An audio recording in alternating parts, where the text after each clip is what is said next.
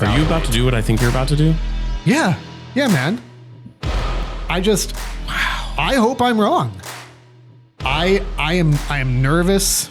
Hold on, keep talking. Don't film this. I'm not filming this. Well, also, we're recording this on YouTube right now. I want different angles. I want different. Just continue.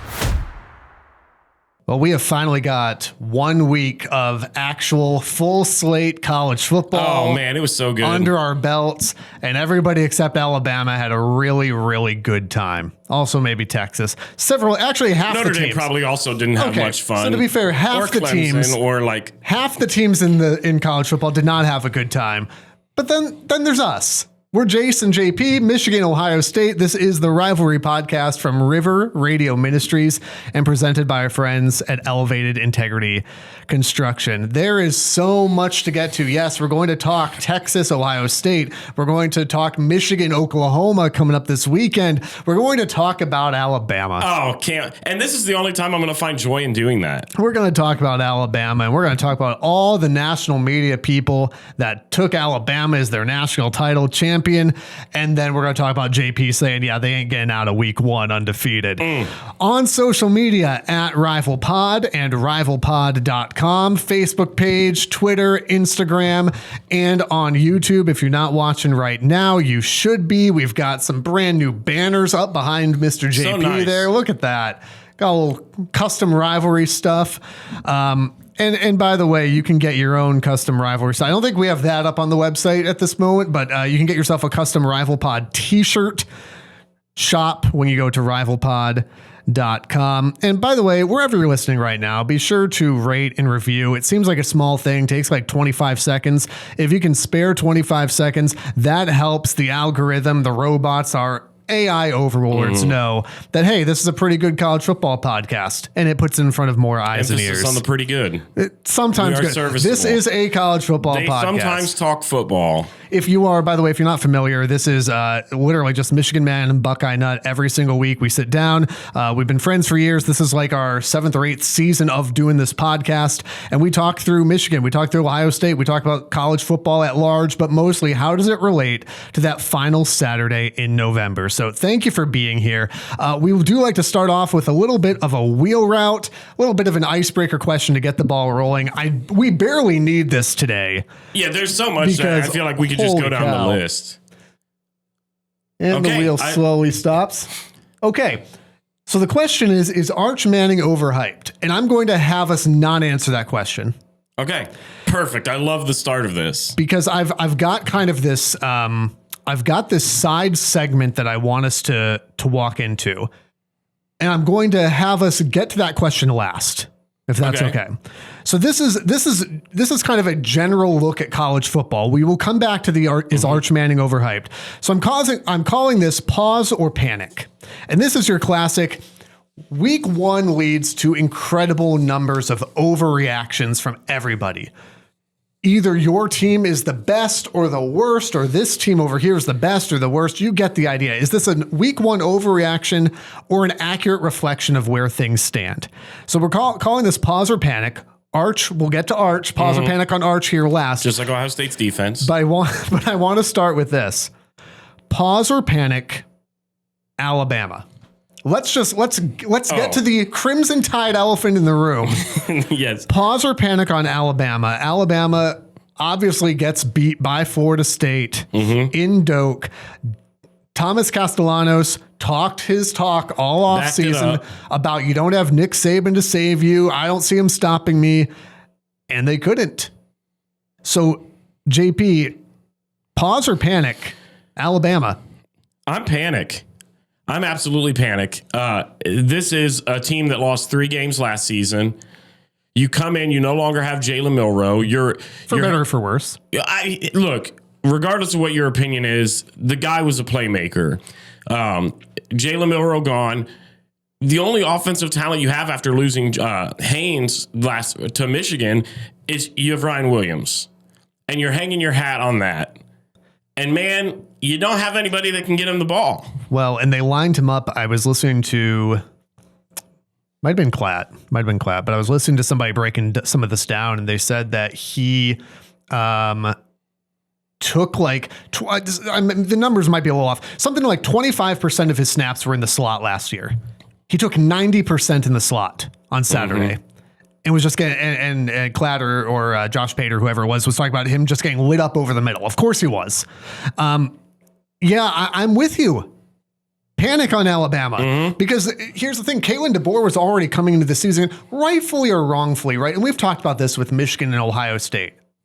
When you coach at one of these premier blue blood programs, and Alabama clearly is that, despite whatever issues they may be having right now, there is an added level of pressure. So you go 9-3 at Alabama after you've gone through the Nick Saban era.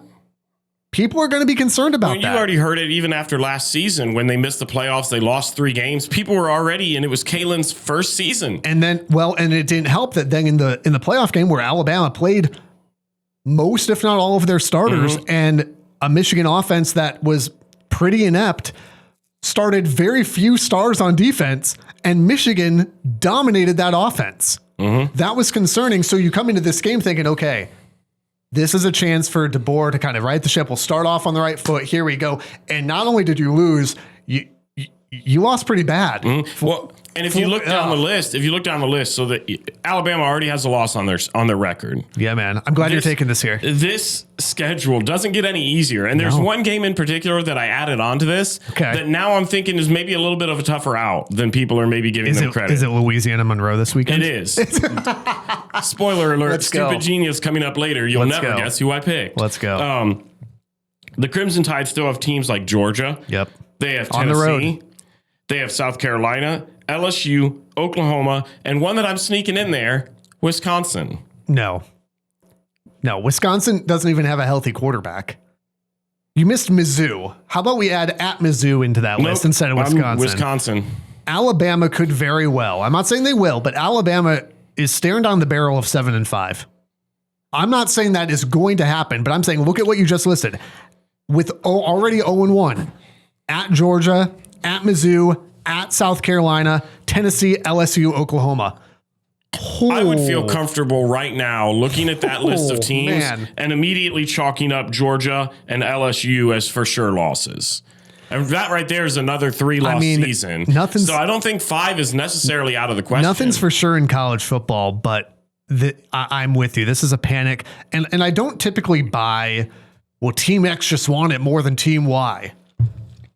Florida State flat out wanted it more than Alabama. Oh, 100%. And it was pretty clear. All right, so we're both panicked on Alabama. Pause or panic, Clemson.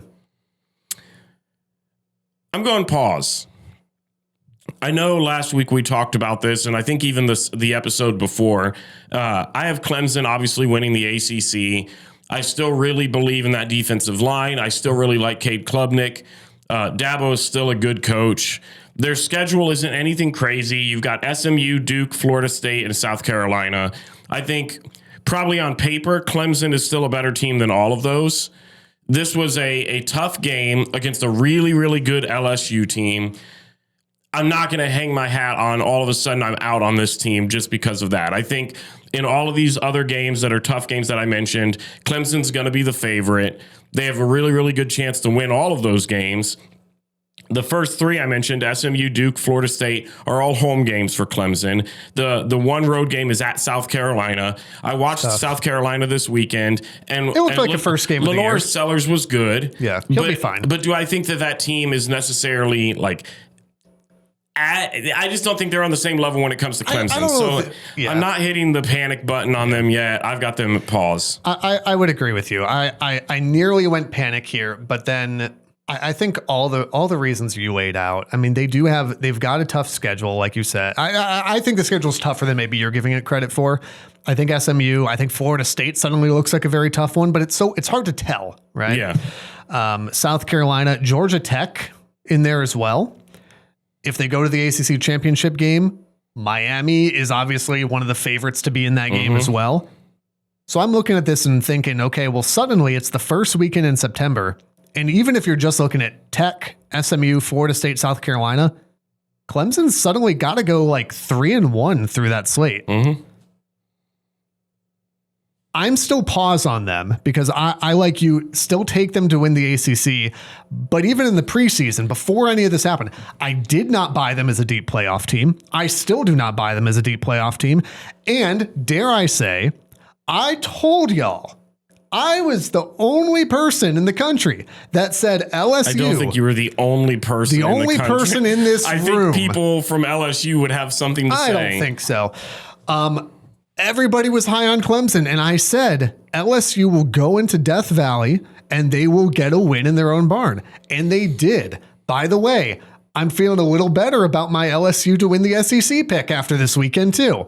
I still am not. That's it. By the way, you didn't gloat at all about Florida State over Alabama. That was your stupid genius. I know, because we haven't gotten to that segment Okay. yet. I have a whole monologue prepared. Why would you ruin that? Because I'm trying to undercut it right now. Let's get to the question at hand, though, because this leads us into why you're probably here for this podcast. Pause or panic, Arch Manning.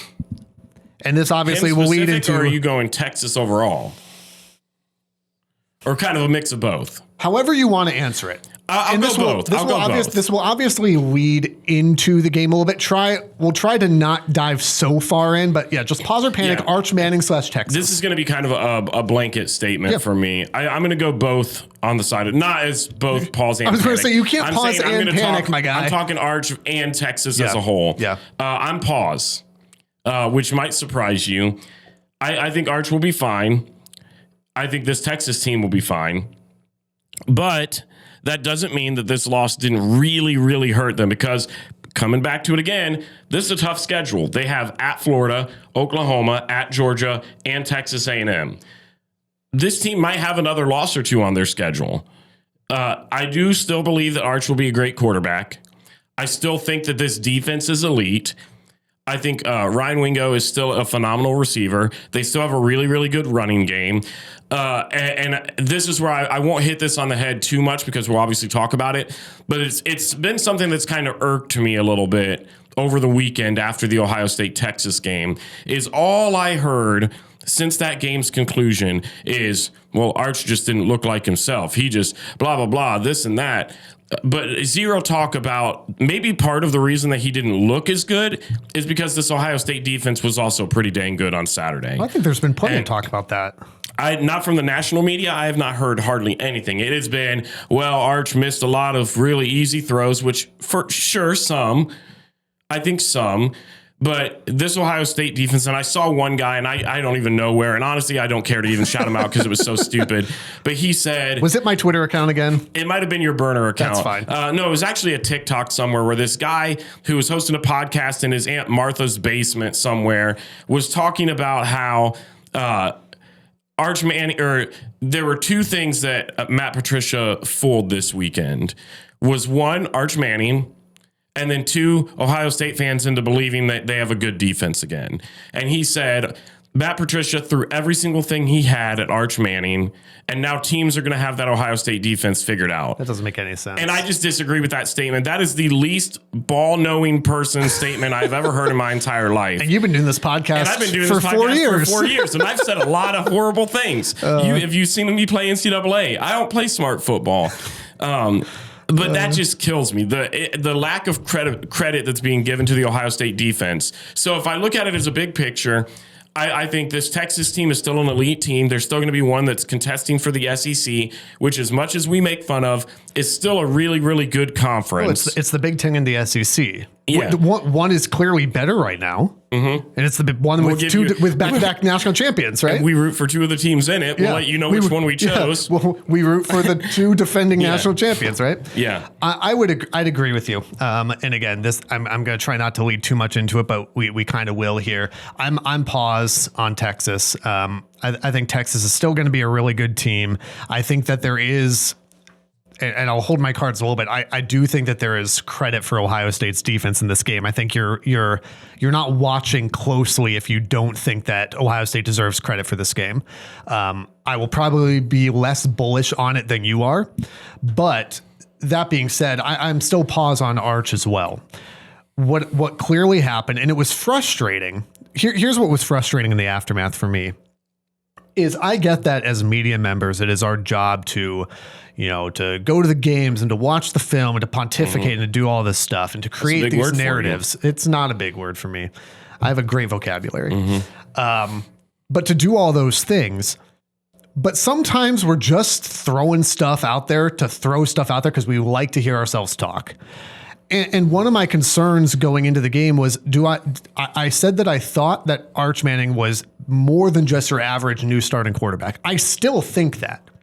But I also was pretty clear that I was not ready to crown him Heisman winner just yet. Yeah. I was pretty explicit about that. And I think this is a good example of why is no, I did not expect him to play as poorly as he played on Saturday. When push came to shove, I said I trusted Arch more than I trusted Julian Sayin. And we'll get to the quarterbers here more in a second. I don't even think that's a crazy statement. I don't think so from either. The OSU side. Yeah. I think I said the same thing. You did. In the long game, I probably still do. But I think what happened, I think the overreaction to Arch Manning's performance says less about Arch and more about the way the media portrayed it. And I'm not begrudging anybody their commercial deals or their NIL or anything, but the number of commercials with Arch in it, right? The number of media members who are just hyping this up. ESPN's got this massive story about how the Mannings have been preparing Arch for this his whole life, and I get to an extent that is true. It wasn't just about the Ohio State. It was about this moment as a Texas quarterback, premier program. I understand that. Okay. I understand how this works. I've been in the media for 10, 15 years. I get how this works, but I think everyone expected him to absorb his uncle's Super Bowl rings by osmosis and forgot this is a first-year starter on the road, for as much as I hate them, at the defending national champions building. Did he still not look great? Yeah, he still looked rattled. He missed some wide open throws.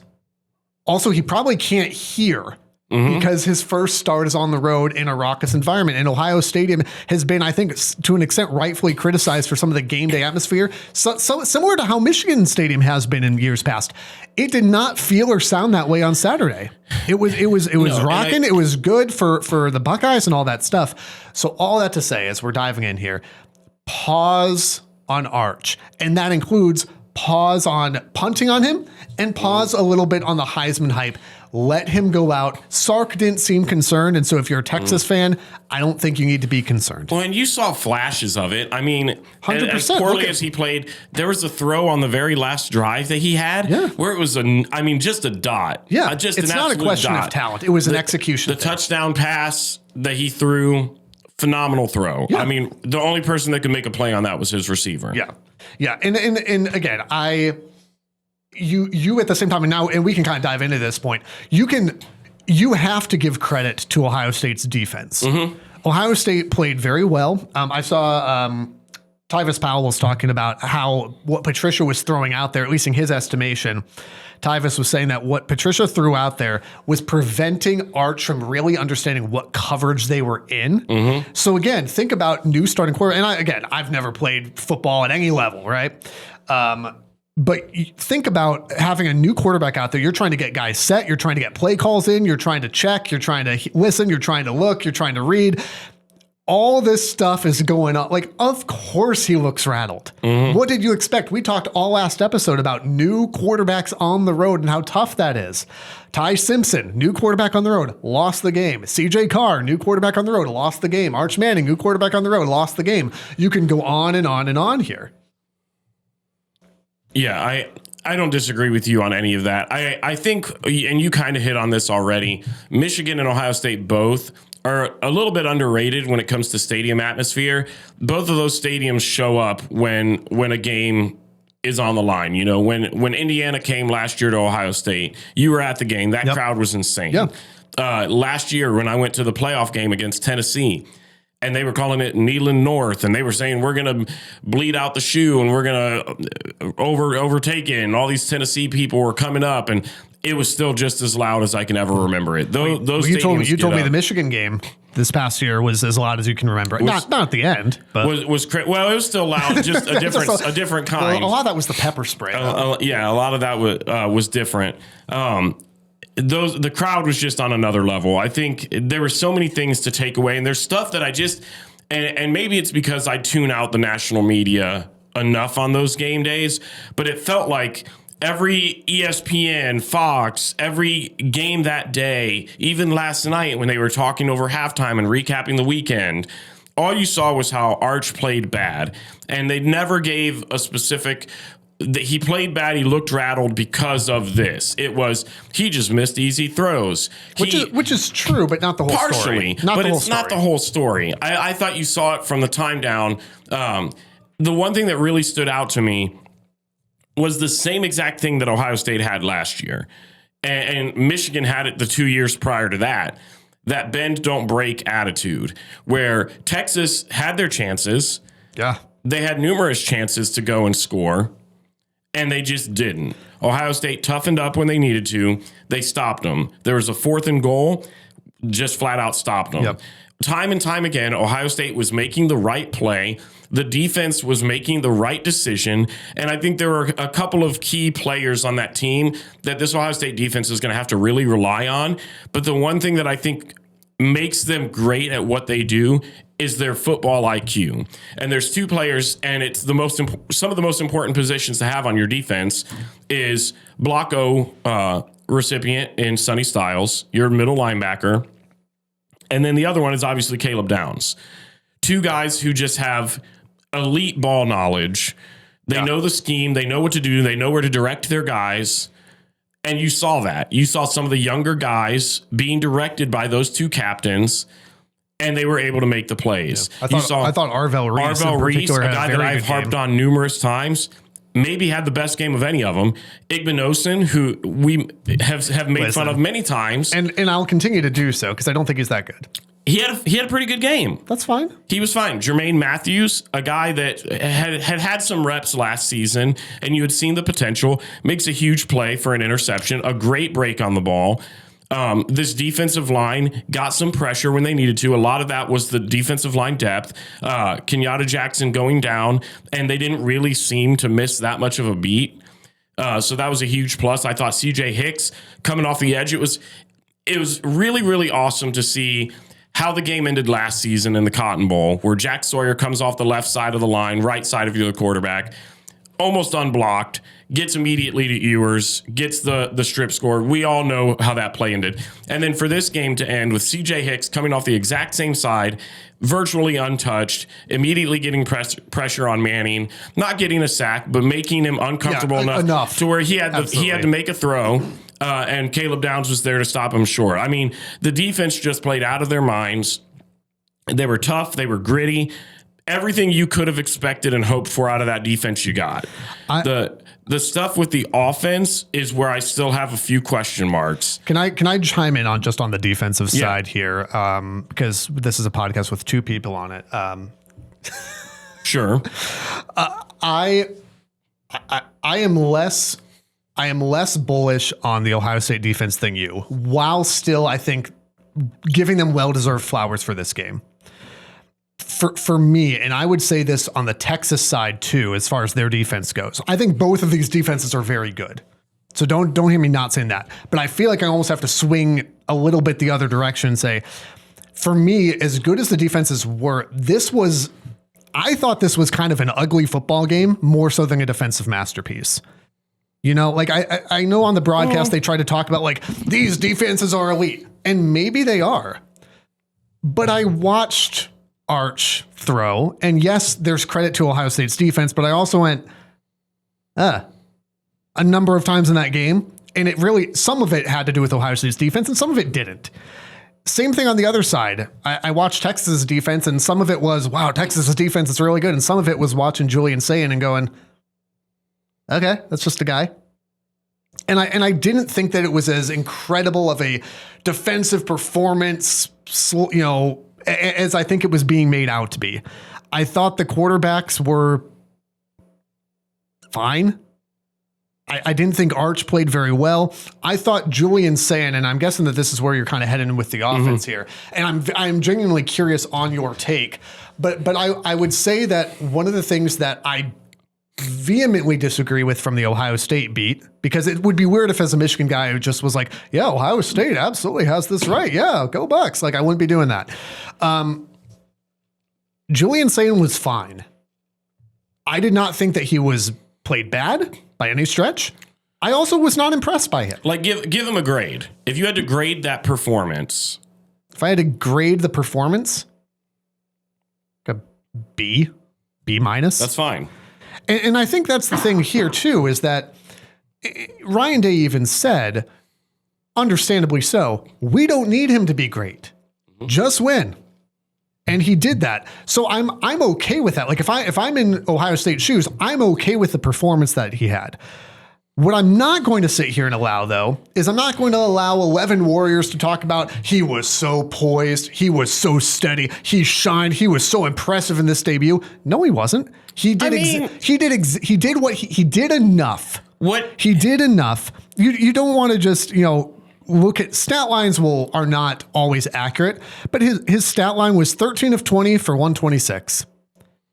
A third of that kind of pedestrian line was the underthrown touchdown to Carnell Tate. Shout out Carnell Tate because that was an incredible catch. Mm-hmm. There are games where you have a quarterback playing the position that you win that has very little to do with the quarterback. That was one of those games. Michigan went into Columbus and beat Ohio State with Davis Warren in a game that had very little to do with Davis Warren. It wasn't to that level, but that's my point, is that just because Sayin was the starter doesn't mean he really affected the outcome of this game. He did not turn the ball over, which impacts the game. But what I'm saying though is that he did enough. He did what he needed to do, but I'm not going to sit here and go, "Oh my goodness, that was so impressive." It wasn't. It was fine, and it got the job done. So be happy with that, but don't make it into more than that. And I'm not going to let Ohio State fans make it into more than that. But I think you're just reading too far into that. I don't think so. How am I reading more far into that? You're making it seem like Ohio State fans are sitting here and telling them to hoist the Heisman, and nobody is saying that from the Columbus side of things. We're just saying this guy, this kid who was tasked with being a starter at a blue blood program where the expectation is you don't lose a game. Regardless, they don't care. Nobody in Columbus cared that it was Julian Sayin's first time against the number one team playing an elite defense against a team that people are picking to potentially win the championship. Nobody's looking at that with a little bit of sympathy and saying, well, Julian, it's okay if you lose this game. They're going into it going, you better figure out a way to do it. And for him to go in there, and you read the stat line of 13 of 20, you and I both watched the game. You say it all the time, box score watchers are the pits. Correct. That is not accurate of what his stats were. He had about 3 to 4 passes that were just flat out drops from his receivers. 2 of them for sure from Jeremiah Smith, 1 from Max Clare. That would have been a first down that would have kept the drive going, but instead they ended up having to punt. It's hard to say what his ultimate stat line would have been. Yeah, and he could have went and sustained that drive. You never know. And I'm not so concerned about the stat line. I'm trying to drive home the fact that I'm not saying that he played poorly. No, but what I'm not going to do is I'm not going to sit here and be like, that was such an impressive outing. No. What was impressive, the thing that impressed about Julian Sayin is they won the game. That's it. Period. It's impressive from the standpoint of, I think a majority of people, myself included, expected him to make a mistake. They expected him to come out and be a little bit shaky. And he wasn't. He made really good reads. He was smart with the football. He like we even said, he didn't have to be some superhuman player out there. He had to command the offense, which he did. In a game where the run offense gave him absolutely nothing. Yeah. We'll slide into that here. And he went out there, he made the right throws, he was accurate, and he took care of the ball. Against an elite defense, against the number one team in the nation, I would say giving him a B means that was a really impressive game to me. To me, if you put Arch Manning and Julian Sayin side by side, who do you think had the better game between the two? I'm going Julian Sayin. But again, I would as well. And that's not my point. My point is not he played poorly. My point is that I'm going to try to take the edge off and say, everybody chill with that was incredible. No, it wasn't, but it was enough. And that's all that he needed to do enough, and he did enough. He did nothing more, nothing less. And I think to me, that's good enough to be impressive. You took care of the ball. You made the plays when you needed to. You outperformed Arch Manning. You got the victory. To me, that's enough. That checks every single one of the boxes that he needed to do. Yes. I do think, and we'll talk about this more when we obviously preview this upcoming week's game, I do think some of that was play calling as well. 100%. 100%. So I'm not going to read too far into it. You're not going to sit here and hear me going, Julian Saint's going to lead the Big Ten in passing yards or anything like that. I think he's better than what we saw on Saturday. I don't think that that Brian Hartline and the offensive play calling needed him to do that, and so they just didn't ask it of him. And I would agree with that. I'd agree with that. I was just across the board, both sides for Ohio State and Texas. I was not impressed with any offensive player in that game. None. I didn't think there was anybody that was impressive. Carnell Tate had a great touchdown catch. I'll give him that. Phenomenal. Parker Livingstone, for that matter, had a great touchdown catch for Texas. But, I mean, Ryan Wingo had 35 yards. Jeremiah Smith had 43 yards. That's not good for either of them. Ohio State ran for under 80 yards. Yeah, 77, I think, total. And went 3 of 12 on third down. So that's what I mean by, like, I thought this was an uglier game than just masterful defense. I've said my piece. Both defenses are very good, but for me, this was an ugly game more so than, whoa, look at the defense here. Ohio State's run game, I've been trying to say this, and I have said this for weeks, is not impressive to me and is a concern for me. Having watched that game, it's got to at least be on your radar now as a legitimate concern. It is. I do think that they'll get better as time goes on. But yeah, 77 yards against a team. Granted, it was against a really, really good defense. You got to have more than that. And I know people said it all last year too. Quinshon Judkins and Travion Henderson had a couple of games like this where we had the same conversation where we said they've got to be better. James People, you got to be better. CJ Donaldson. He had the touchdown, but again, that has less to do with him. Here's the thing, though, and if you watched the game, you saw this as well. Holes were there. There were numerous. The offensive line performed great. They didn't allow a sack at all. They opened up a couple lanes. The running backs just weren't hitting them. I don't know what they thought they were seeing. James People specifically, I thought he would be a little bit more explosive. They had Donovan Edwards vision. And I know that hurts for you saying it. To be clear, Donovan Edwards 2024 vision, to be clear. 22 vision was pretty good in Columbus. I looked at both of them, and there were times where I saw the gap myself, and I'm going, there. And then they just put their head down and got 2 or 3 yards, and I'm just... Didn't listen to you. What's going on with that? Come on. Yeah. I think, and I'm sure some of this too, I can hear people screaming at the podcast right now going like, well, it was a conservative game plan. That's fine. It was. But if you're going to call it a conservative game plan, you better be able to perform conservative things, right? Like you got to be able to execute conservative play calls then. Here's the good news if you're Ohio State. You're going to get a chance for everybody to get real comfortable, You don't have faith in Grambling State? I do not have faith in Grambling State. But they just beat up on NAIA Langston Lions. I'm a big Langston Lions fan. I knew. However, Grambling went 5-7 in the FCS last year. They're not a good FCS team, right? Like they're a good FCS. Like North Dakota State always comes out of nowhere and like puts people on the ropes. I unfortunately thought Montana State was going to do that this weekend, and they didn't. South Dakota as well didn't. But again, those are all very good FCS programs still. Grambling State is not. Kickoff is like 3:36. It will be over by 4:05. So long. Well, commercial breaks. I have it over right now, and it's it's a Tuesday the week before. I'm predicting like kickoff commercial, kickoff commercial, all that stuff. Grambling gets the ball to start, goes 3 and out, gains 1 yard, maybe. So the good news is that you'll get to see more of Julian saying, I mean, he'll be able to throw it around the yard. You'll want him to get those reps. You got Ohio coming in after that. So he's got a couple weeks there. You'll get to see more of it. Again, what will you learn from the Grambling State game? Nothing. But it'll be fun. If you're a Buckeye fan, it'll be fun. You'll get to learn a lot of FCS players from Grambling State's names and probably know a lot about their childhood because their families will come to watch. And by the way, like I think their band, I believe, is performing as well. And if you know anything about like HBCUs and stuff, the bands are phenomenal. So Ohio State band, Grambling State, but like that alone, tune in for halftime. And you don't really need to check the score outside of that. Give me, I don't know, maybe this is conservative. Let's go 49-0. We are so close. For Grambling, to be clear. If that happens, I will retire. This will be the last podcast. I will not. Your lips to God's ears, my friend. I could not take an episode after a loss like that. I wish so bad I would have been able to do this podcast with you after the Appalachian State I don't even remember that. Did that happen? I'll remind you, it was just yesterday was the anniversary. I think that was a dream I had. Yeah, I mean, there's just not much to say about this. The one thing that I hope for as an Ohio State guy, you've already kind of touched on. This is a game where a couple of mistakes aren't going to kill you.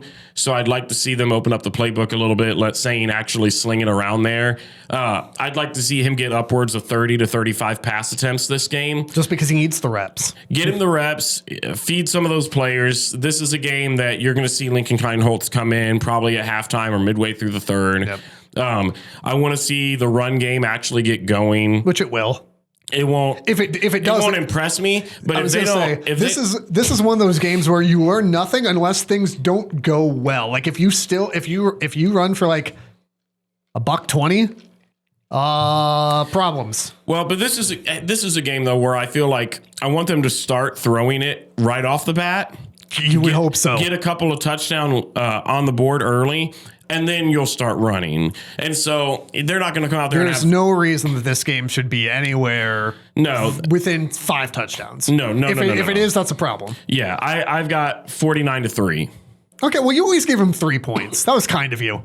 I have more faith in your defense than you do for one segment today. That's good. Fair. Now, maybe you feel a little bit like Kalen DeBoer in Alabama. You're trying to build like a champion. You might not know how to execute it. Aaron and the team at Elevated Integrity Construction have a winning pedigree and a team of All-Americans. They are a juggernaut of the industry. They've built a dynasty of championship builders. If you have a home, church, or business build, go with the folks with integrity right there in their name. ElevatedIntegrity.com. We appreciate Elevated Integrity Construction for sponsoring this season of the Rivalry Podcast.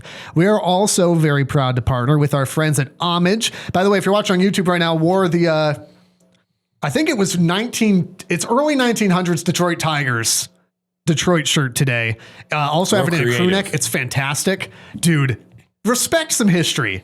Pay homage, okay? That's literally their tag. Since 2007, Homage has been helping fans pay homage to the people, places, teams, and moments that matter most to them. Quality craftsmanship, elite storytelling, and trademarked legendary comfort. And if you click in the show notes right now, whether you're in your favorite podcast app, the Varsity Network app, on YouTube, you'll see a link down there for Homage. You can go get yourself. They've got a bunch of Ohio State stuff. I'm wearing one right now. They've got a bunch of Detroit Tigers, Detroit Lions. They got a bunch of, they've got some pop culture stuff. Go get yourself something. It supports the podcast as well. So that link for Homage is in the show notes below. Go get yourself something.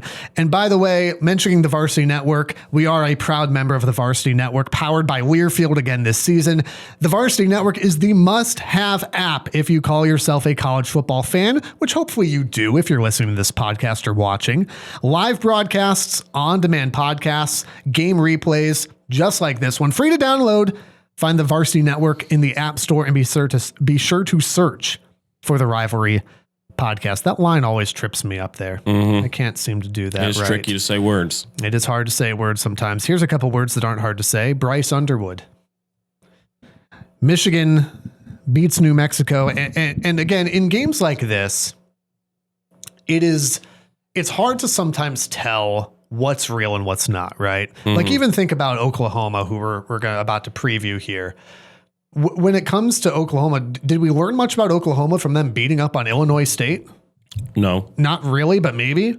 Do we learn anything by Michigan beating New Mexico by 3 scores?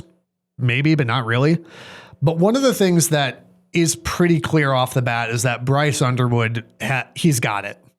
Doesn't mean he's going to be a Heisman winner or anything crazy like that. No, but Bryce Underwood has it. And I think for Michigan fans, obviously coming off of, even if you didn't, but especially coming off of last season and just the insane quarterback circus that unlike anything I've ever seen, in my 30 whatever years of watching Michigan football, to go from the whiplash almost to go from that to this kid is phenomenal. Bryce looked really, really good. And like we said, stat lines are only going to show you so much. 21 to 31, 251 and a touchdown. That by the like, and it wasn't just the stat, like that stat line's good, serviceable, fine, looks good.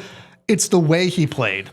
The poise he had, the confidence he had. I'm not used to seeing it, especially after last year, a quarterback that just, and someone else mentioned this, might have been Maize and Blue review, shout out, but talked about how he just looks like he's having fun out there, right? The little touch pass to, I almost said Hogan Hansen, the little touch pass down near his own end zone where he just kind of floats it to Marwin Klein. Everyone's going, oh, but he completes it.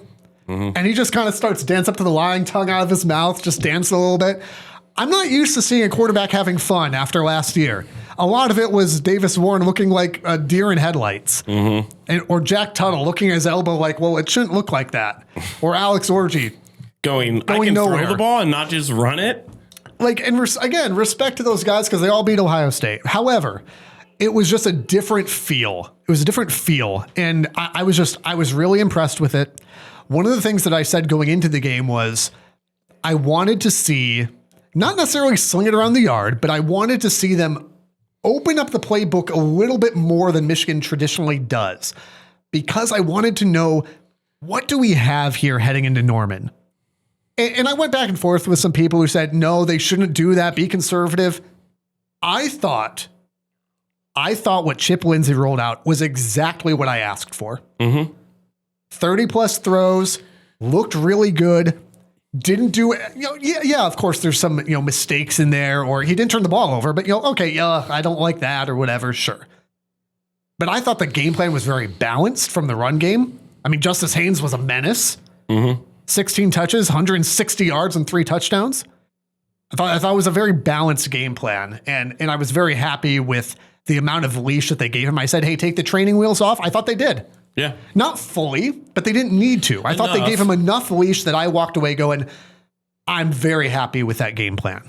And I think that matters because you're going into an Oklahoma game where you're going to need him to be firing on all cylinders. One of the things that Bryce did not do on Saturday that I'm guessing was by design was he never kept the ball. We never saw him use his legs in that game. I'm going to guess that's by design.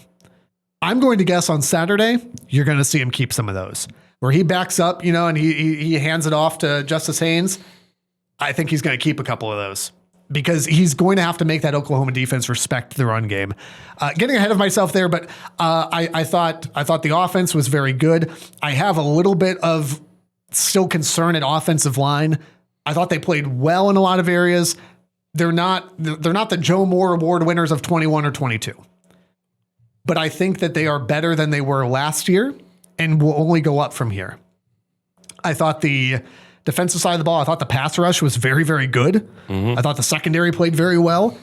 I think the one concern that I had was, we've talked about box scores a ton. New Mexico passed for like 200 yards.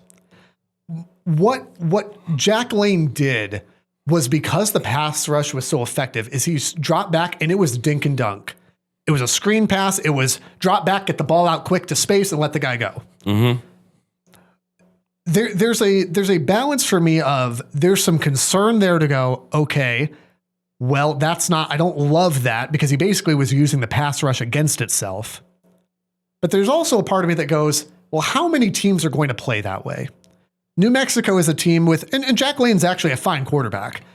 Here's a fine quarterback with a team that's clearly outmatched. You're under pressure immediately, so you just kind of dunk it out there. Will Oklahoma play that way? Probably not. Will Ohio State play that way? Probably not. But what if they do? And so that's kind of the question mark that's sitting in my head is, what does that look like?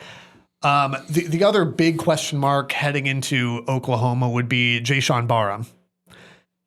So he gets called for targeting, and we don't have to go back through it. Everyone's got their own opinion about it. I think it's a terrible call. I think it's a terrible call. Doesn't lead with it. I don't know where I stand. Do the helmets touch? Yeah. Does he lead with the helmet? No. Is there forcible contact? Looks to me like he's wrapping up. Yeah. And by the way, it's not just Michigan fans. Apparently the Big Ten was also on Michigan's side here, but it's Steve Shaw, I think, is the guy who makes the call. And he said, no, it's going to stand.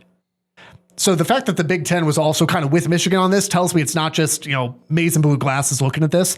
Regardless of how you feel about right call, wrong call, targeting's got to change. It's absolutely ridiculous. It's too hard because I watched that replay and I watched it live and then I went back and rewatched it to go, what do I actually really think? I watched it slowed down. I watched it in live action. I still don't know. I don't disagree. I don't think he went out there and it wasn't some blatantly obvious targeting call. Do I think his helmet maybe led slightly? Yes, but not enough for it to be like he's clearly head there's down, a difference between barreling. There's a difference between leading with your helmet and my helmet touched yours. Well, I think he did put his head a little bit, but not enough for me to have thrown the flag and called that. And that's the thing too, is that it wasn't called. And again, I get that you have the benefit of replay to go back and see if it's targeting. Okay, I understand how the rule works because I saw a bunch of Ohio State and Michigan State fans going like, "If this happened to Bryce Underwood, you would feel differently." That's how they talk, by the way. In East Lansing. It sounds like them. Especially in East Lansing, I've noticed. Michigan State fans can string together a sentence like that. Apparently, they could barely string together a game against Western. Because they can't string together a handful of wins. So. Let's go get them. The one time the little arm wrestling thing or the little like hand clasp thing where it's Ohio State fans, Michigan fans dunking on Michigan State. Yeah, always. I don't even know where I was. Oh, well, so I know you can go back and replay it, but the fact that even on the field nothing was thrown and then you jump all the way to that's targeting and an ejection. Yeah, is just dumb in my mind. So. There's concern for Michigan going into Oklahoma that you don't have Jayshon Barham for the first half. However, if you're not super familiar with the Michigan program, Jimmy Rolder can step into that role. Cole Sullivan had a fantastic game. He can step into that role. So for a half, obviously you want your guy, but there are worse positions for Michigan to be in. I feel actually, listen to the folks that know more about this. I feel okay. Yeah, I would love to have him out there. I feel okay. If Michigan loses to Oklahoma, it's not because Jayshon Barham's out for a half. I guess that's what yeah. How did you as an Ohio State fan, kind of as we're transitioning here to Oklahoma, how did you feel watching this game? Particularly, I'm interested in your thoughts on Bryce. Yeah, I thought he looked great. I thought. I mean, you look at this Michigan offense that last year, I went to a handful of those games and watched that team, and I probably could have suited up for quarterback and thrown for more yards in a couple of those. Yeah. And I am not athletic at all, if you can tell whatsoever. If you're watching on YouTube, I am all of 5'8", maybe on a good day. But they racked up like 450 something yards on total offense, 200 yards on the ground. It was the same identity that you've seen with Michigan in years past, with another element added into it now.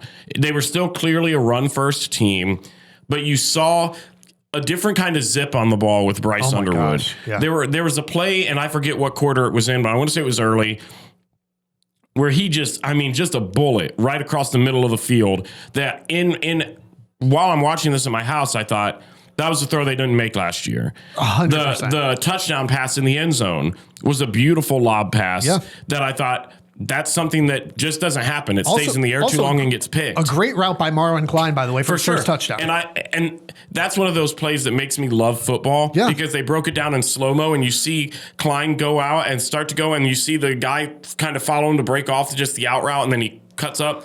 Just beautiful football. I was impressed with him. I think where you stand on him is very fair. I'm not going to sit here and say that's a Heisman candidate. No. Crown him as Big Ten passing leader. Yeah. No.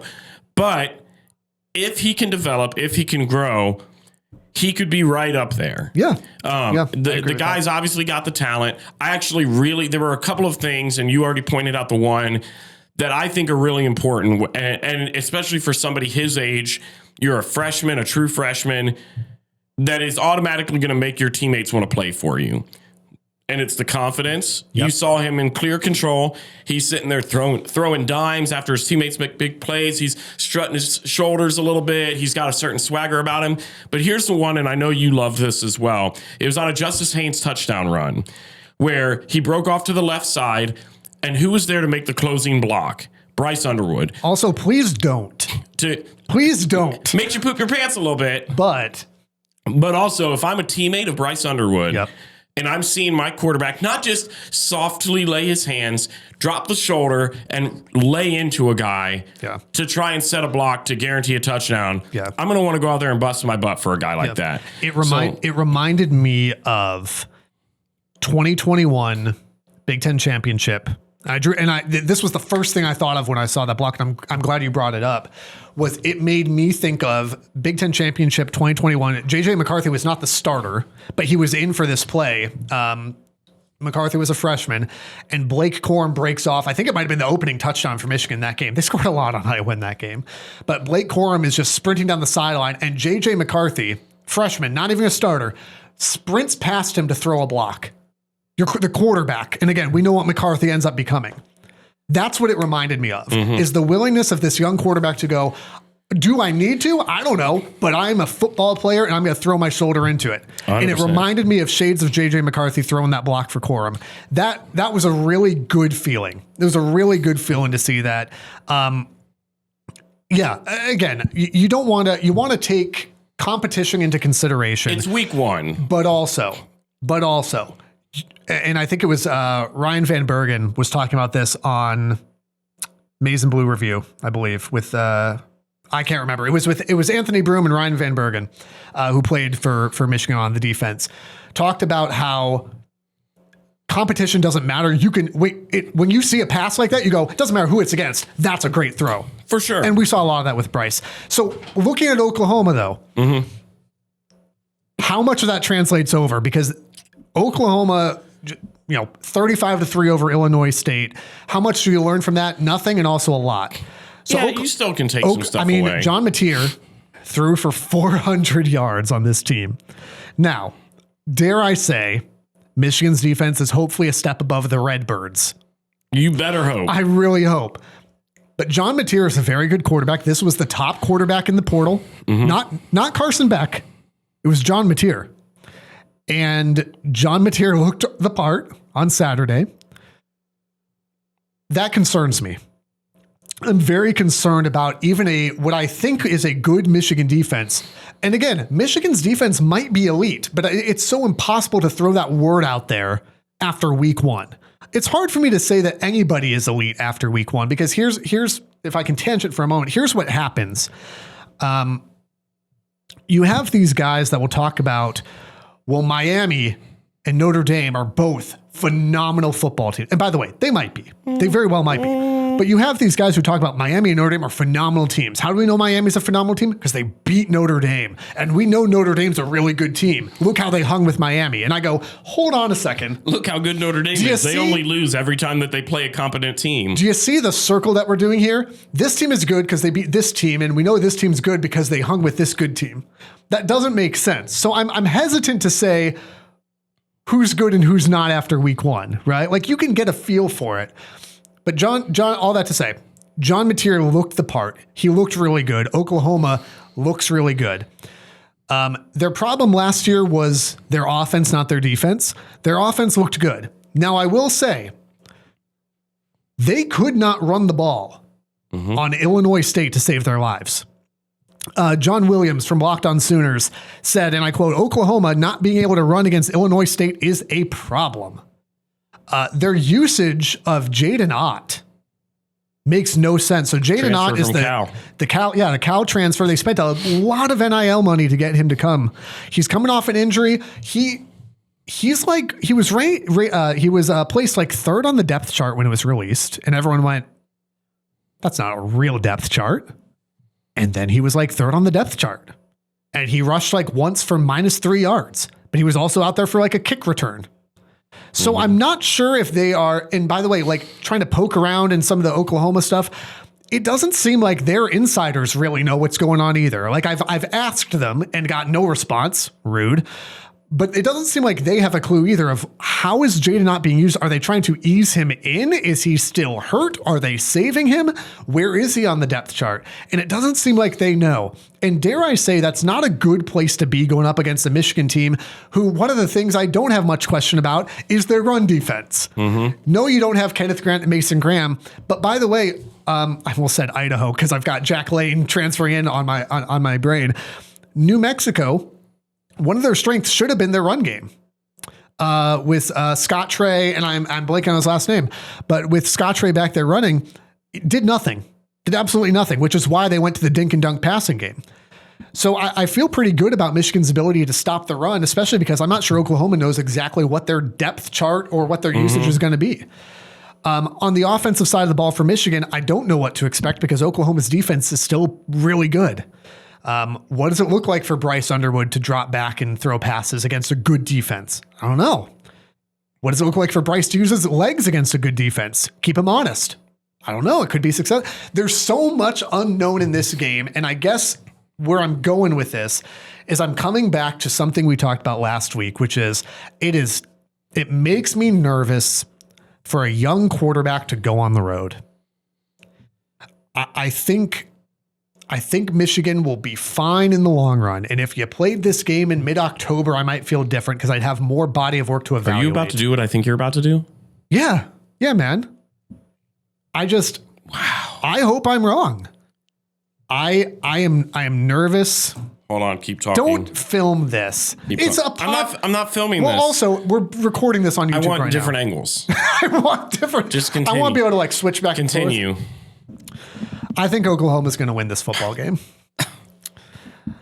I have your lips to God's ears. I have concerns about the ability to stop John Mateer. I think Michigan's run defense should be good. I just don't know. I don't know what to make of the Michigan offense versus Oklahoma defense, and so I'm kind of considering that a wash because I just don't know. I'll say this. So I'm taking Oklahoma 28-20. Taking Oklahoma 28-20. I think it's tough to go on the road as a young quarterback. Second start is on the road in the SEC at night.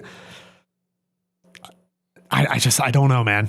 And by the way, I think there's some added pressure of Sharon Moore going back to Oklahoma. I don't like when, and I understand it, and I don't think Sharon's putting this pressure on anybody, but the coach should be able to relieve some of that pressure. I've said this before about Ryan Day. Mm-hmm. The pressure that Ryan Day, intentional or not, puts on his team to win the Michigan game, which obviously there's pressure on there, but I think Ryan Day accentuates that pressure, and I don't think it's helped his teams. I'm fearful of that added pressure of we got to win this one for coach that Michigan just doesn't need. If Michigan manages to win this game, it will be because that Michigan offense is really as good as they looked on Saturday.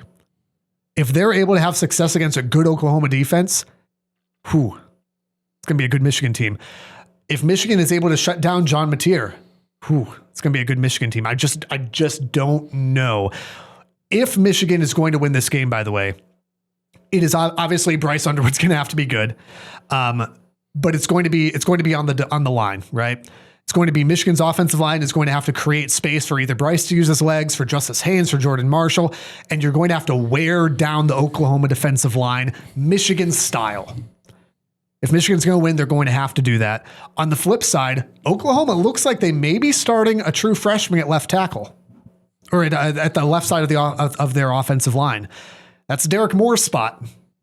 If Michigan can disrupt John Mateer, if they can take advantage of young, inexperienced players, force John Mateer to be uncomfortable, as Sharon said, then maybe we have a different ballgame. But I just think the veteran presence of John Mateer, probably at home, has a better outcome than Bryce Underwood in his first road start.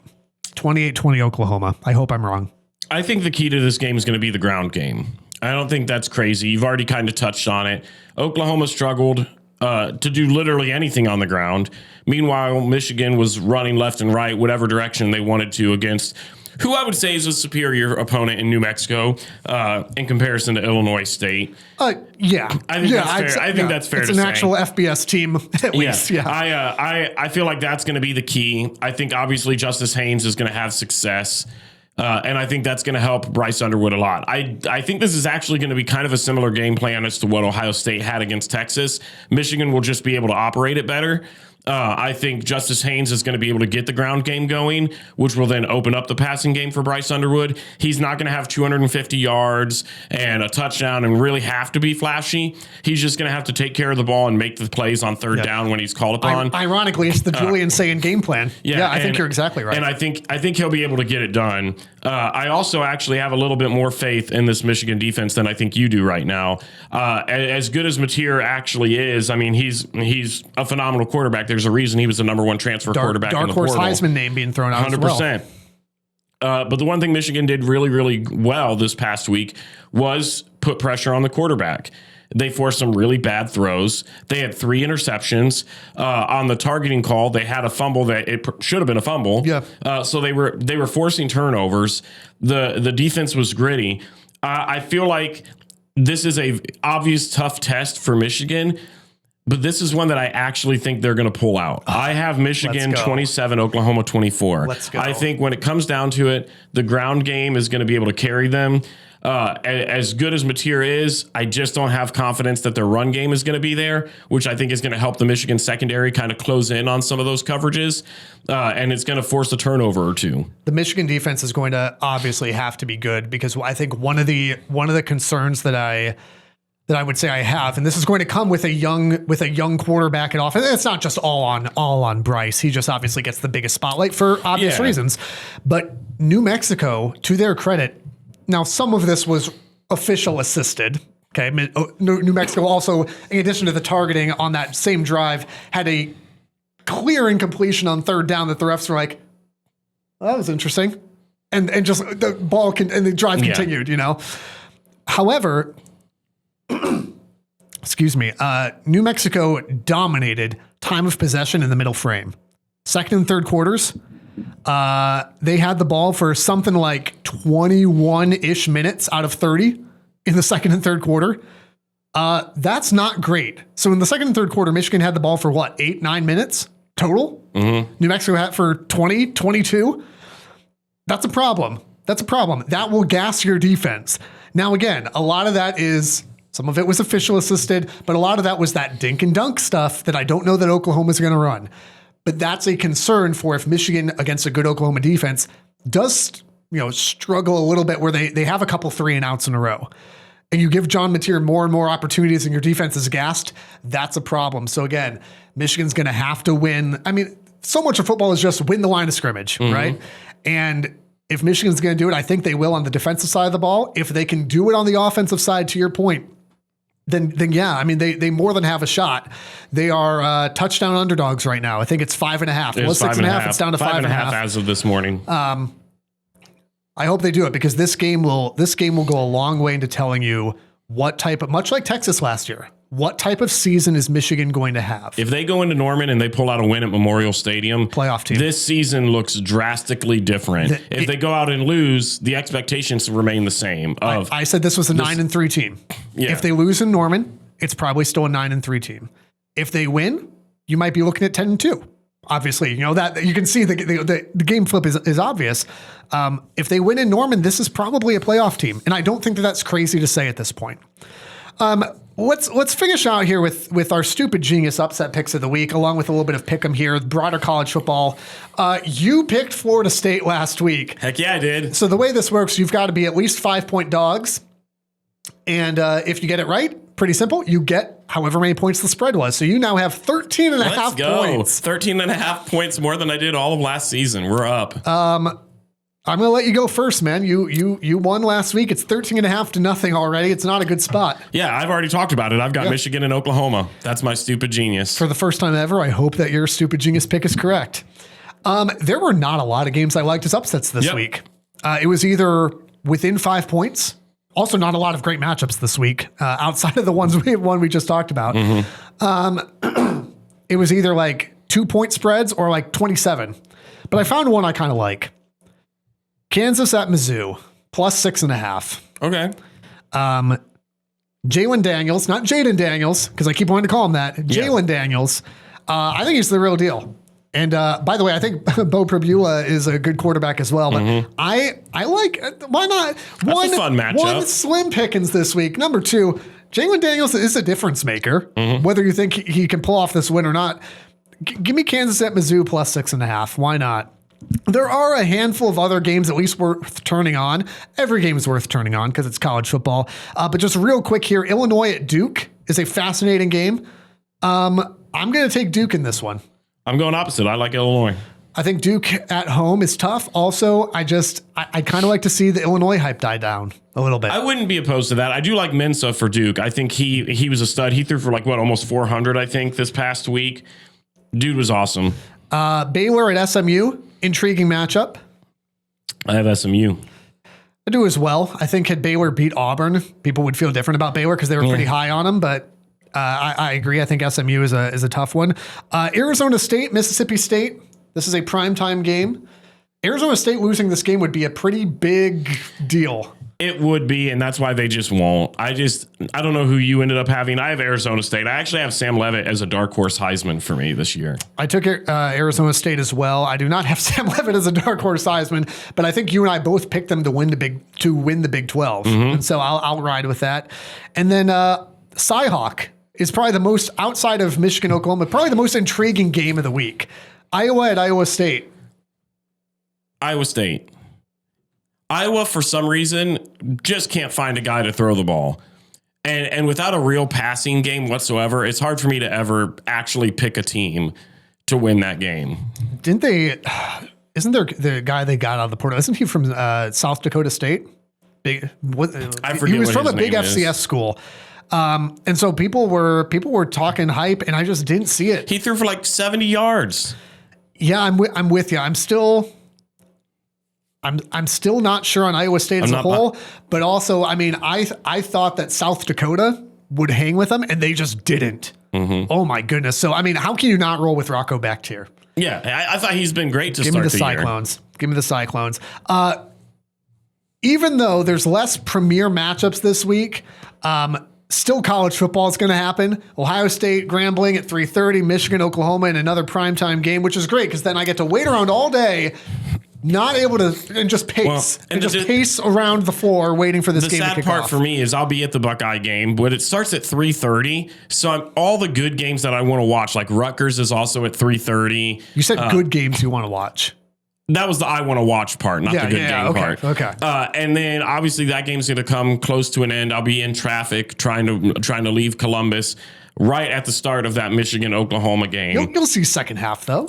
Yeah, but I want to see, that's like the one really, really good game of the day. And so I'll probably pull it up. I'll find some radio coverage or something. It'll be fine. The one key thing, and I know this is a college football podcast, but the NFL starts this week too. We don't care about this. I shouldn't. You're a Browns fan. You should not care about this. Lions going to win the Super Bowl this year, though, so that's exciting. Okay. That's exciting for me.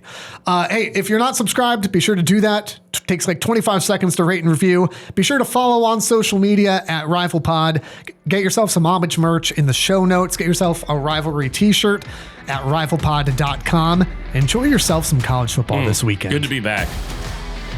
The Rivalry Podcast is part of the Varsity Network from Learfield and the River Podcast Network from River Radio Ministries. New episodes out every Monday. Be sure to subscribe, rate, and review wherever you're listening right now, and follow on social media at RivalPod and rivalpod.com. And if you like what you hear, share with a friend so they can listen too.